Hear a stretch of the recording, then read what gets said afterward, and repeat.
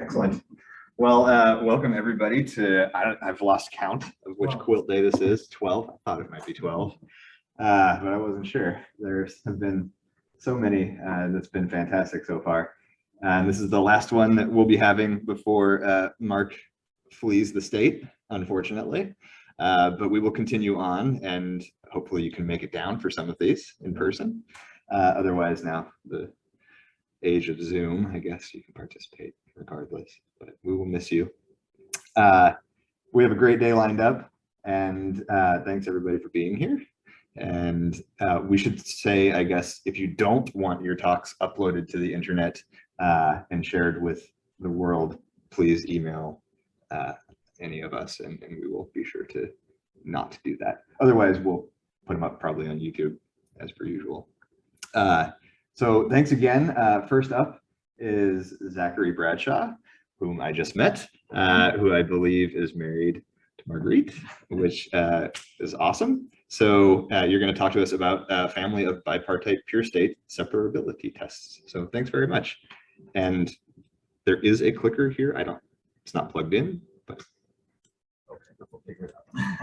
Maybe there's a mouse, if nothing, a pointer, if nothing else.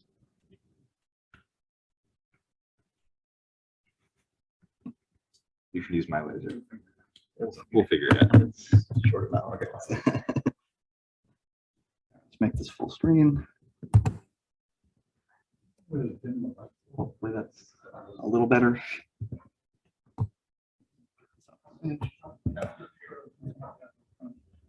Okay, so I am a PhD student here at Tulane, but I'm actually in. Oh, thanks. I'm actually in the math department. Full disclosure, this is not my field.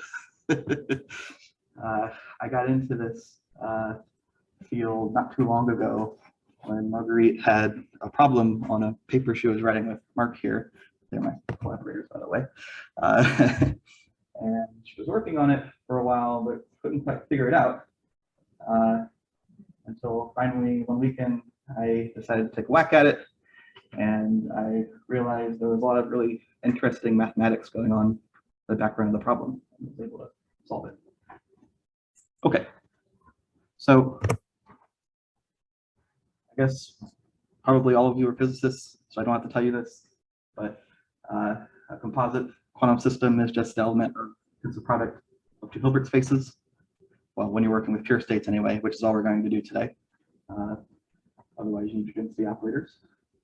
So when you can take an element of your composite space and break it into a tensor product of two parts, one in the first Hilbert space, one in the second, and we call the state separable. And if that's not the case, then it's entangled. And I learned this morning that the statement I have on the bottom is not entirely true. And my excuse is, again, that this is not my field. But entanglement, regardless, even if it's not a quantum computational resource, is something important in the field. And so we care about it. It's not understood, I would say. Right. It's not fully understood. Okay. So the first thing I have to tell you about is this notion of G-bow symmetry, which I learned about from Margarite and Mark's paper, testing symmetry on a quantum computer. So I've actually reverted back to the density matrix notation here. So the idea is if you're given a group and a unitary representation of the group, then if you form this projector onto the symmetric subspace, which is given just by summing over all the representations of the elements of the group and then averaging, and you conjugate by this operator and it does nothing to my state, then it's called G-bow symmetric. So the Brockett notation version of this would just be pi times ket psi equals ket psi. Okay. So as an example, I wrote a representation of the group Z2, the identity and the not gate here, and it turns out that this state is G-bow symmetric, which you can see by forming, well, actually it's invariant and general under multiplication by both of these. This one's pretty easy to see. So the name G-bow symmetry is, so there's a slight caveat here we have to worry about. and that this is actually dependent on the representation that you use, right? So in the literature, you'll just see G-bow symmetry, but actually I could change this X to a Z, for example. And this is still a representation of Z2, but this state is no longer Z2 bow symmetry with respect to that representation. So it matters. But the representation I use today, I'm going to use one representation in particular. I think it usually goes by the name of the standard representation, right? Yeah. That or the regular, I think it's standard. Yeah. But anyway, here's a circuit describing what the G-bow symmetry test does.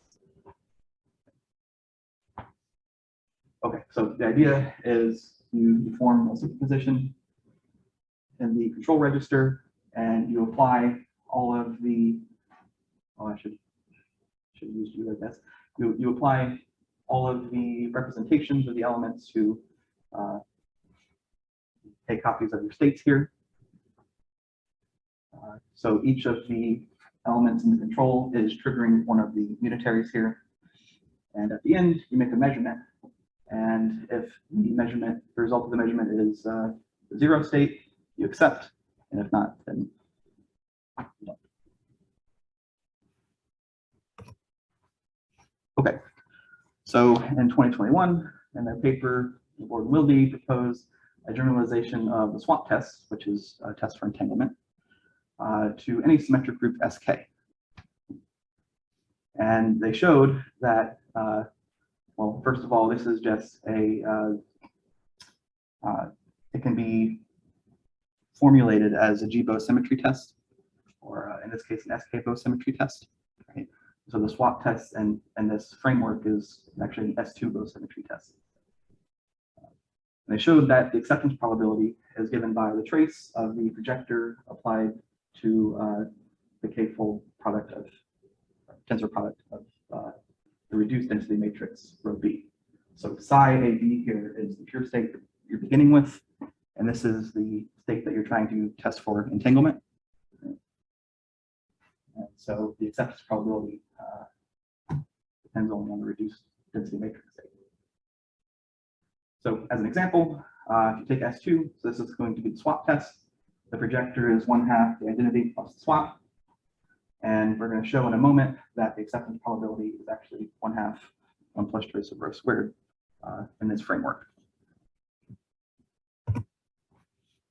And more generally, this is one of the results I got.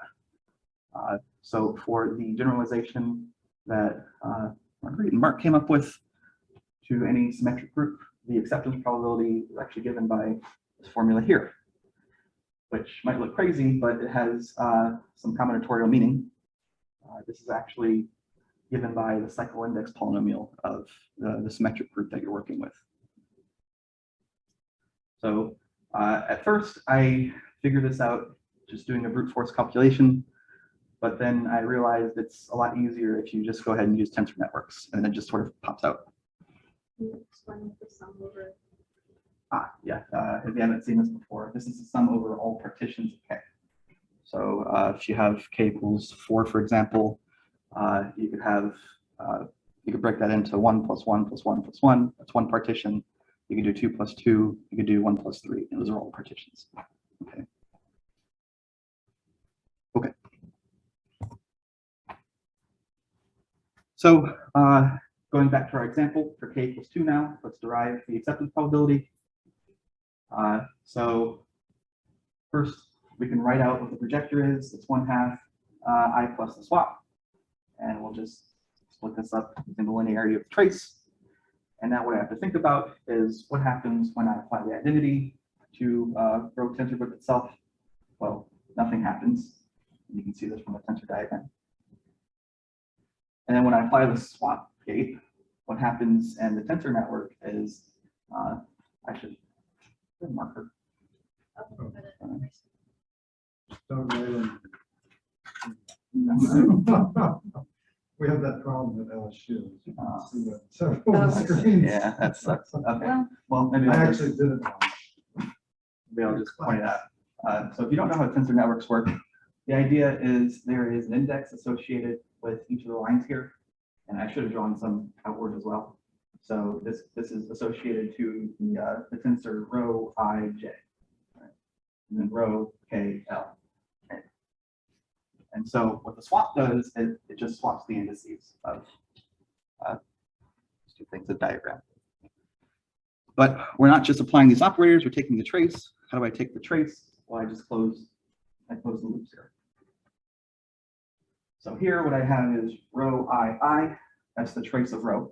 And then I have rho KK, or I might say JJ, that's the trace of rho again. So I get the trace of rho squared, which is just 1, of course, because rho is a density matrix. Thank you.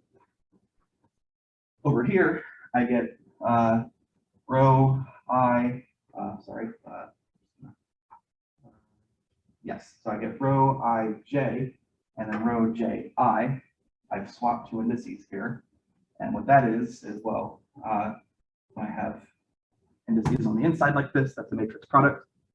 And then contraction on the outside is the trace, to get the trace of rho squared. So the acceptance probability is given by 1/2, 1 on this term, trace of rho squared is that term. Okay, so now we can prove the formula. So the idea is to examine what happens to a general M cycle.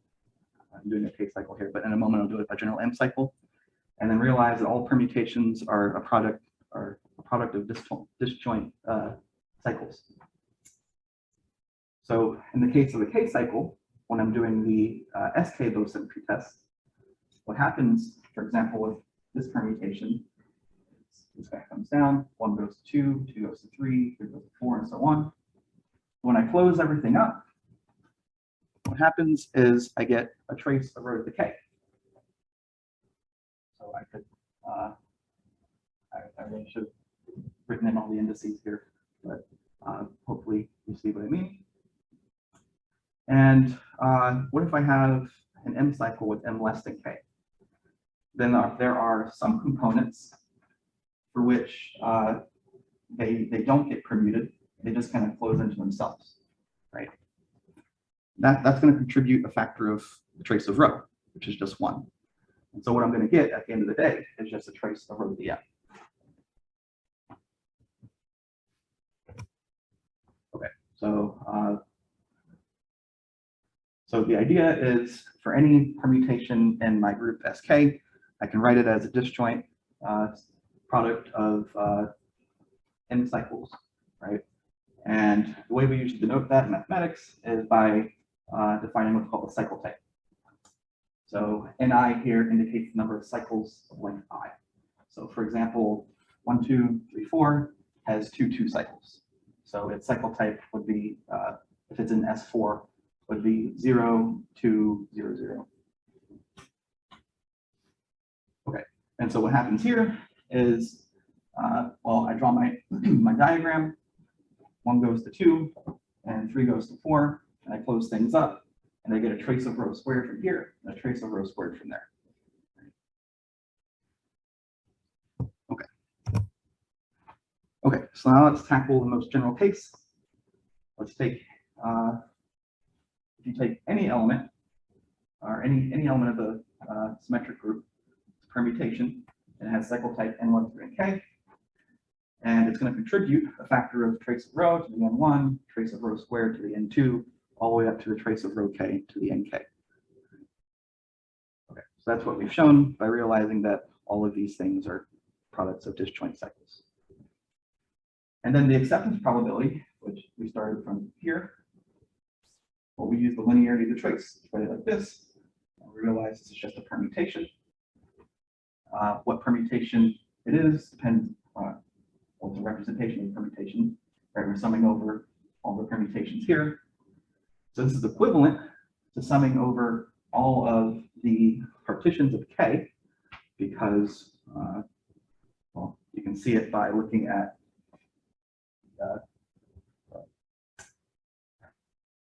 going through all the cycle types of my group, right? So a cycle type is associated to a partition of K, right? So if I was given a marker, yes. So if I have 1, 2, 3, 4, right? It's associated to this partition, 2 plus 2, right? If I had 1, 2, 3, 4, 5, it's associated to the partition 3 plus 2, a 5, and so on. So all we have to do is sum over all partitions. Okay. But elements of the same cycle type contribute the same factor. For example, maybe you had 1, 3, 2, 4 here. It's also going to give you a factor of trace of rho squared times trace of rho squared, right? Okay, so all we have to do is count the number of elements of each cycle type in the symmetric group. That is something that's known. That's a combinatorial problem. It's given by this factor here. So these k factorials are going to cancel, and each factor contributes this. This is exactly the same thing as that. And so we're done. That's exactly the formula. So the result pops directly out of the tensor network construction, which is nice. Okay, so in their paper, Mark and Margarite, they, I guess you'd say, conjectured that the acceptance probability would decay, which would mean that the test is more stringent as k goes to infinity, which is what you would expect because you're testing with respect to more permutations. Right? I was able to show that that's true by writing the acceptance probability as the cycle index polynomial of the symmetric group. This is what I was saying earlier. This is the cycle index polynomial of the symmetric group Sk. And so our acceptance probability is given by just plugging in these traces of powers of density matrix. So what you do is you realize that the cycle index polynomial of the symmetric group is actually given by the complete Bell polynomials, which I won't bore you with the definition of. But the important bit is that they satisfy a recurrence relation, which is given here.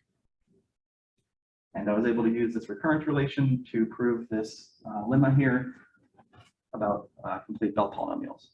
And this is exactly what I needed to prove the corollary that the acceptance probability decays as k goes to infinity.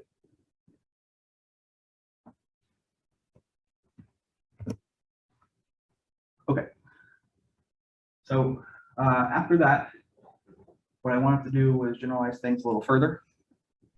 So I realized from my algebra class that Cayley's theorem allows me to map any finite group. Well, actually, there's a more general statement for infinite ordered groups as well. But any finite group can be mapped isomorphically onto a subgroup of a permutation group, right? And so what I wanted to do was I wanted to take just any old finite group, map it isomorphically into Sk for some k, and then restrict my representation to that isomorphic image of the group inside Sk. And that would give me a unitary representation of that group. Then I want to test for symmetry with respect to that group. And it turns out that this is also a separability test for any old finite group G. So this is a vast generalization. And furthermore, it turned out that the acceptance probability for any group G always turned out to be the cycle index polynomial of the group with these factors of the trace of rho to the J plugged in. That's great, but it's also exactly what you expect from the tensor network construction. So that was not really much of a surprise. Okay, so I want to tell you about some of the results now, comparatively. So here I'm plotting the acceptance probability with respect to certain groups. I don't remember what density matrix I have here. I think this came from the W state. Yeah. So rho here is the reduced density matrix for the W state. I don't remember how we split it up. You should probably define W state. What is it? 1 0 0 0 1 0. Yeah. It's this sum over all the states. So here you were just looking at tripartite or the K.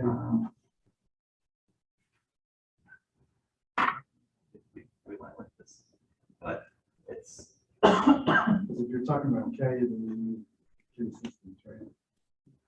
Yeah, yeah. So you would just go through each of them. We're testing like, actually I'm confused now. So you're testing like tensor products of this state? Do you remember? Okay, but Margarite, I mean, this is this part, right? Yeah, so, so this is the state under test. Yes. And so by the construction of the test, you take tensor products in this state, Uh, and then you take the reduced state of this, so you split it in half somehow. Yes. Do you say you a take single tensor qubit is the reduced state? I don't remember how we reduced stated it, but I think it was, Yeah. So there's two ways to do Yeah. it, but I don't recall what we did for this I think it particular was a graph. single, single qubit. Yeah. But okay. Anyway, so S of K rho here is the acceptance probability for the symmetric group. This is the cyclic group, order K, and this is the dihedral group, order K. And so, So dihedral maps the permutations by Cayley's theorem, is that what you're using? yes, yes. Okay. So there's a natural isomorphism there, which is given in the proof of Cayley's theorem. It's a constructive proof. So, Okay. yeah. Okay, so as you would expect, so the symmetric group is the largest group of these three. And so you would expect the acceptance probability to decay the quickest. So it does. The dihedral group is the next largest, and the cyclic group. So this is not really surprising, but what was surprising to me was how fast this thing decayed close to zero. So this is telling us that as K gets large, this test is able to tell you whether or not your state is entangled pretty quickly. What about just a single cyclic shift? I'll do that also. 'Cause you say C is the cyclic group, right? Yeah, cyclic You shift. could also have a test that's just a single cyclic shift, like you talked about earlier. We know how that compares. So are you talking about just something like You had it on your slide. Yeah. this? And you can do it for K. Right? So you want to test for something? Yeah, like it would just be like 1 plus, the acceptance probability would be 1 plus trace rho to the K divided by 2. Yeah, And yeah. I don't think that's in here, right? But it'd be interesting to see how that compares. If you also get this kind of an exponential decay, right? Yeah, and that should also should do the same thing, I believe. So, I'm sorry, X is the number of cycles. So sorry, it's the number of K. cycles. Yeah, it's K, so it's the order of the group. So the group is getting larger and larger to the What is right. the order of- No, Yes. no, wait, K is the number of copies of the state. right? It's also the order of the group. Yeah, same Oh, thing. they're the same. I thought they have different sizes. Symmetric group is K factorial, cyclic shift will be like, Okay, I'm using order in a different way. Yeah, so by order I don't mean the actual size of the group. I mean I should use a different word.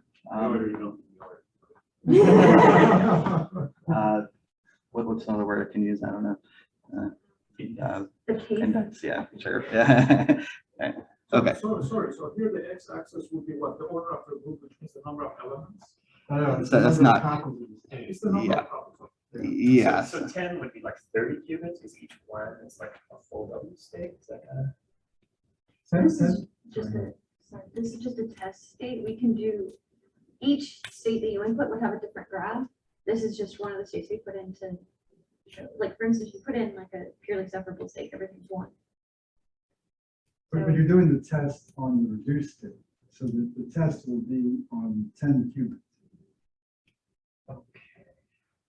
So it's like you would have, this is a 3 qubit state, take 10 copies of that, 30 qubits. And then you look at the reduced state on one of the qubits for each of them. And you're looking at the reduced state is on 10 qubits. Okay. Isn't that And then you do separable? the test on 10 qubits.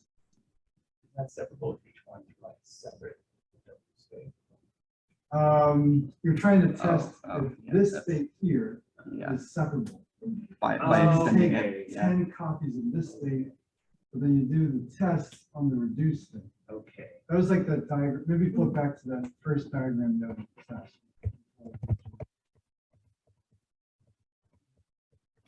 That figure Yeah. describes what's going on, right? So like psi here could be this W state where the A system consists of the first qubit and the B system is the other two qubits.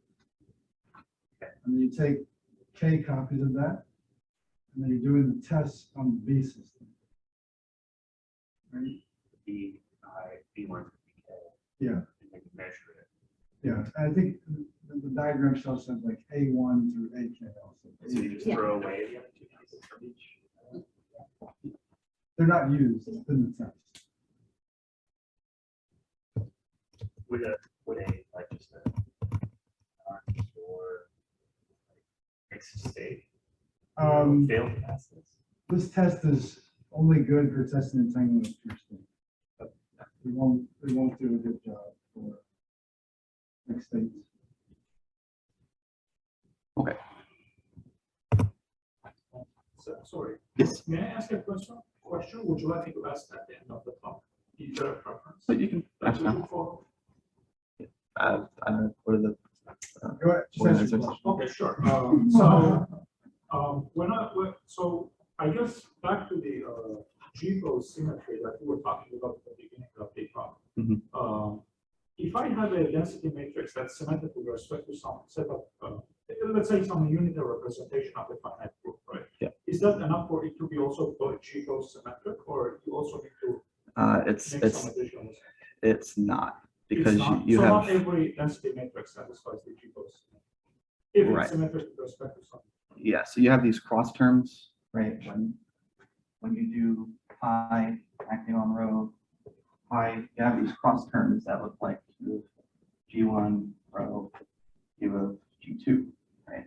So if you only know U of G rho, U of G, you should probably put that something here, conjugation.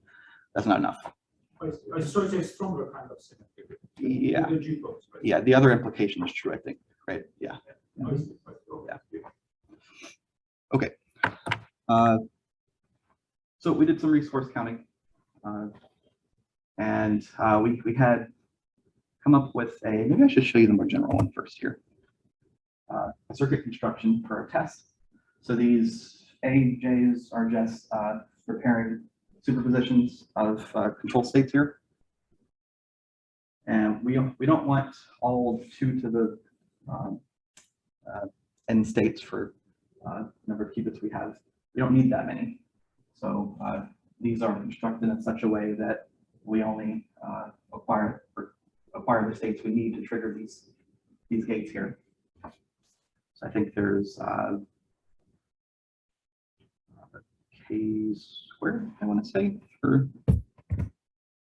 Order K squared. Yeah, and as yeah. you read, So number of control swaps we need here is order k squared, and the number of ancillary qubits we need is also order k squared. And then we also, So, I mean, this does the permutation test. This will implement, this is a quantum computational implementation of the projection onto the symmetric group. Which is a non-trivial finding. This is not a- So- this is a new construction. we did this recursively. So it required a little algebra. So you can generate S2 using just this control swap here.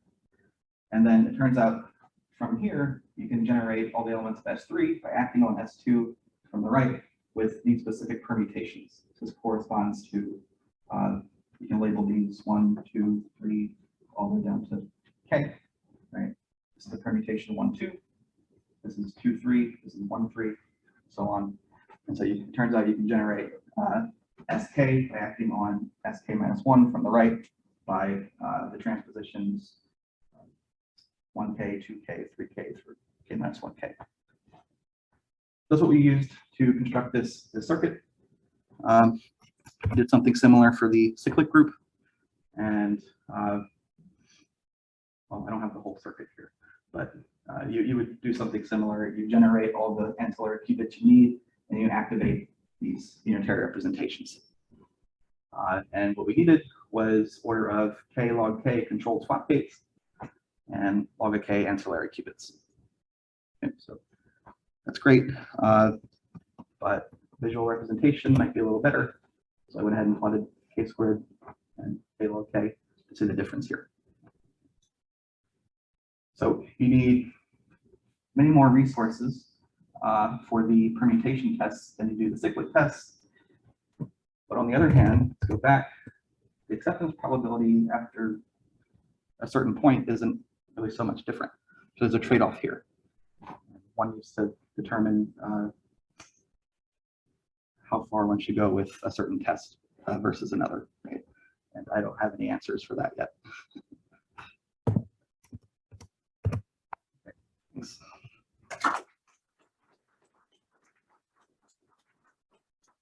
Awesome. So I had a question.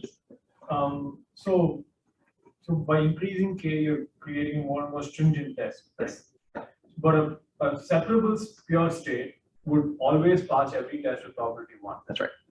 What if we just pick K equal to 3 and then just do it? And if the probability is not 1, we know that it's not separable.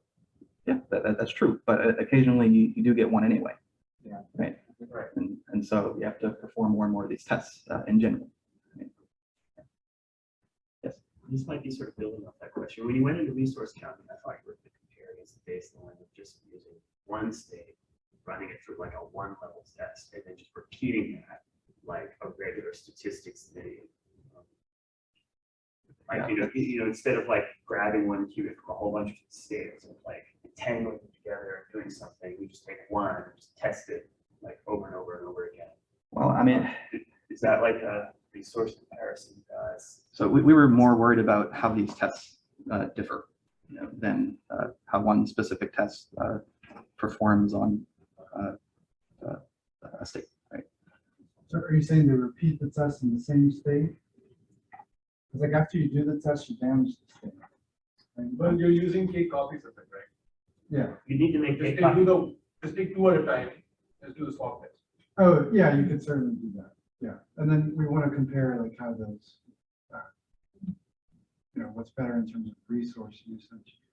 But one comment I'll make is that more generally, having the circuit for the permutation test can be useful beyond entanglement. That's something where, you know, that's like a basic kind of test that you want to do, right? You have this permutation symmetry or not. And so we should find other uses of it. Sure. So what kind of, I guess, what kind of problem would you have if you were to do the same approach for a continuous group? Is something going to fail that is not failing here? Well, first you have to discretize in some way, right? Like, why is that the case? Is there like something you're using about the discretization?